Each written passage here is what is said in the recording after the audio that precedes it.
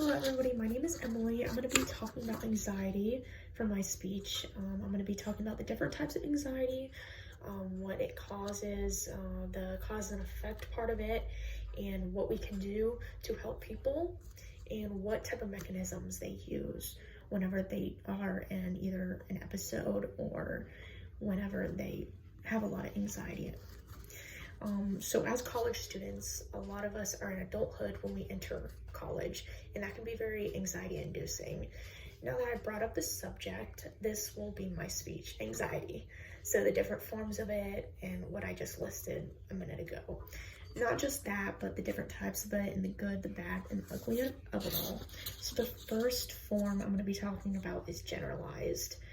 Generalized anxiety can be a range from reasons of not being able to afford to go to the doctor or being scared to go because you may be shy, or something else like that. You just don't want to, you're scared of what may happen, and that's just generalized anxiety. Medication is one of the types of therapies we use for this disorder, and another type of therapy instead of drugs would be psychotherapy. That is a behavioral cognitive therapy that can help individuals, and it can involve herbal supplements and meditation as well. Another form of anxiety that I would like to talk about is social anxiety. That is one that I tend to have the most. This is the type of anxiety that is the fear of messing up in front of social groups. So like a speech, giving speeches to audiences. So even though I'm not in front of an audience right now, I do tend to have a lot of anxiety because I'm going to be submitting this and students are going to be watching this. And in my head, I'm going to think that they're judging me, but we all are doing our speech in our own way, and I definitely have anxiety when it comes to speeches, but this class is definitely going to help me with the realization that most people do. Social anxiety is also strung to avoidance, so avoiding situations like going out in groups of people and not doing things that normal people would do, not going out to a concert because you have a lot of anxiety that, something may happen to you, and it's a lot of negative cognitions.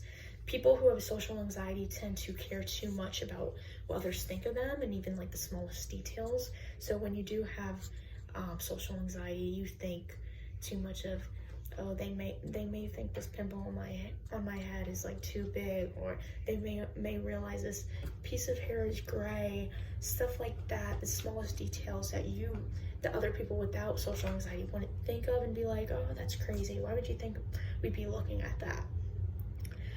Treatments of this disorder can include cognitive behavioral therapy and medications, just like from the other anxiety disorders. Another anxiety disorder would be a panic disorder. This is the last type of anxiety disorder I will be talking about. This ties into agoraphobia, which is the fear of crowded places or open places, but it can also be a fear of leaving the safety of your residency, so leaving your home, somewhere you're really comfortable with, and not going out into public places.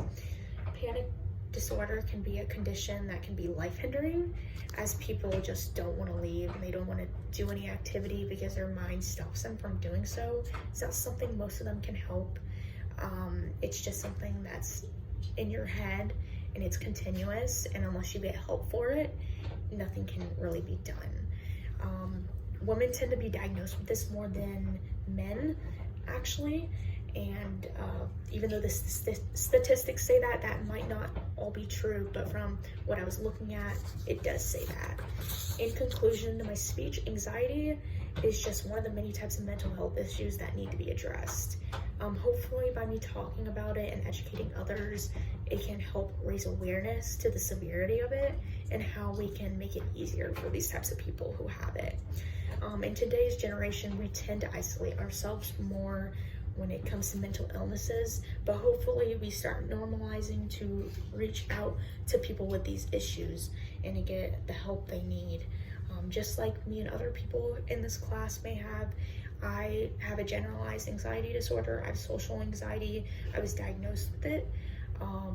but we all have our own coping mechanisms. I take medication for my anxiety, and I do not use therapy, regular therapy, as something that helps with my anxiety, but medication tends to ease my at least my pain with anxiety and stuff like that. But in conclusion to everything, anxiety is something we definitely need to pay attention to more in the world and take more seriously, so we can help reduce the rate of mentally ill people and the self-harm rate.